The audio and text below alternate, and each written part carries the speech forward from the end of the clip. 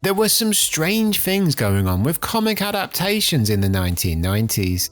After the insane success of Batman in '89, it felt like the floodgates would open for a huge wave of major superhero names to roll out of Hollywood and dominate the box office and reshape the industry. That would happen, only it would be almost 2 decades until it did. In the 90s though, that wasn't really happening. One movement that had been on trend was an attempt to take old school pulp fiction characters and make them into bankable modern day blockbuster leads, ranging from Dick Tracy, which was a hit, to The Shadow, which was not. By 1996, another classic figure of yesteryear was ready to enter the fray, and the studio behind it seemed bewilderingly confident of its impending success. The daily comic strips of the Phantom, acknowledged as the first superhero character to wear the skin-tight costume that would become a trademark of the format, date way back to the 1930s. But as numerous other heroes of various shapes and colours managed to make it to the screen, the Phantom remained a ghost in Hollywood for decades.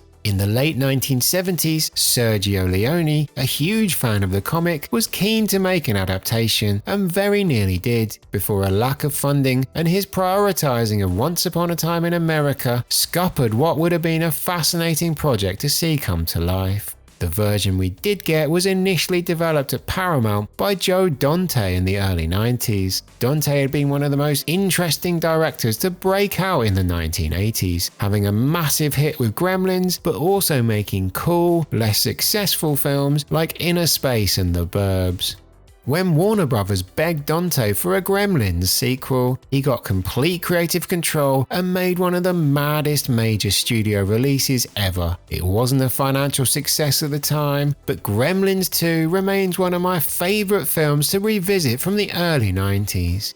And it was that new batch energy that Dante wanted to bring to the Phantom as well. His vision was to create a spoof of the genre, and the script he crafted with writer Jeffrey Boehm reflected that. At the last minute though, as Dante remembers, Paramount cancelled the project. We were a few weeks away from shooting when the plug was pulled over the budget and the presence of a winged demon at the climax. A year or so later, it was put back into production, Sun's Demon, only nobody seemed to notice it was written to be funny. With a confused perspective on the script, Paramount sent out a search party to find a new director who could bring the movie in cheaper and on time. They had 10 months to deliver the film for its July 1996 release date. The man they eventually selected was Australian Simon Windsor, known by most for directing Free Willy, which had been a huge hit in 1994, and Operation Dumbo Drop, which had not in 1995. But he was a big fan of the comics and he had a solution to wipe roughly $12 million from the budget. That did the job. Windsor was in.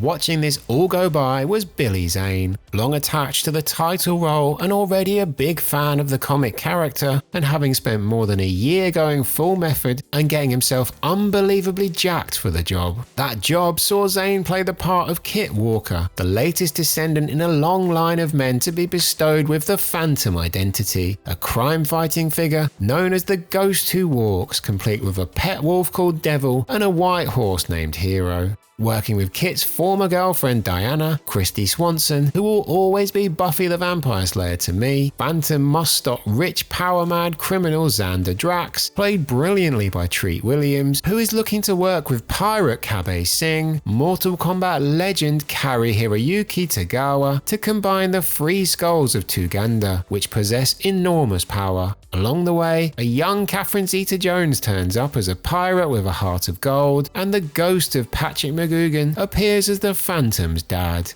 The film was shot between October of '95 and February of '96, and delivering the whole thing for the summer of that year was a fairly mammoth task, with production covering not just the US but also Australia and Thailand. Windsor managed it though, even if the entire project had to be rushed through to make the deadline. Paramount were banking on this being a hit, with toy lines and other merch penciled in, and phantom rings being handed out in cinemas. Despite Windsor bringing the budget down, it still cost a whopping $50 million to make, so it needed to hit pay dirt to become a franchise for the studio when it made it to screens on June 7, 1996. Critics were polite in their assessments generally, but little early response denoted that this would be a film that became a pop culture moment. Even the positive reviews ranged from "the pleasures are familiar, but not the least bit inspired," to pleasantly old-fashioned, the opposite of avant-garde and cutting edge, while most noted the costume was a tad jarring. "Sorry, Phantom, but the purple suit has to go," was the consensus. As Owen Gleiberman noted in Entertainment Weekly, the film, while crisply shot, has even less personality than such Crusader retreads as The Rocketeer and The Shadow. The Rocketeer was far from a hit. Perhaps unsurprisingly, The Phantom would follow this trend. Failing to even make the top 5 in its opening weekend, it earned little more than $17 million in North America and $23.5 million worldwide, less than half of its budget. In a summer when the likes of Independence Day, Mission Impossible and The Rock were tearing up the international box office, The Phantom was a throwback that nobody seemed to need.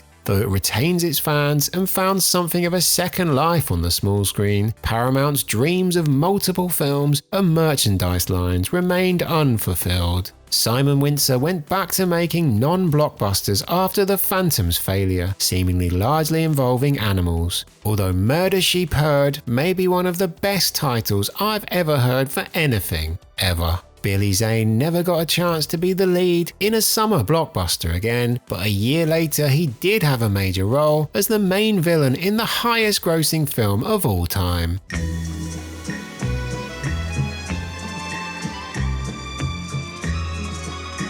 So, he did alright. Putting myself in his shoes, I'd look back on The Phantom with mixed emotions. A film he was clearly passionate about, one that allowed him to live out his dream, and which he had signed up to star in 2 sequels for. But also a film that was received so indifferently after putting his heart and soul into its making. The Phantom is a rare 90s oddity. It looks good, was made and performed with total sincerity, but was strangely out of step with every blockbuster trend around it. It had the foundations of a great family adventure, the spirit of the old serials it was emulating, and a lead who genuinely looked the part. Occasional moments show flashes of the film we could have seen, like the "For Those Who Came In Late" intro and some of the performances, not least Zeta Jones and especially Treat Williams, who lives up to his first name as the main villain. We'll never know if a Phantom film from the man who made Gremlins would have done better commercially than a Phantom film directed by the man who made Free Willy, but I'd be confident that it would have lived longer in the cultural consciousness. The Phantom was fine, but it feels like we missed out on something potentially special there.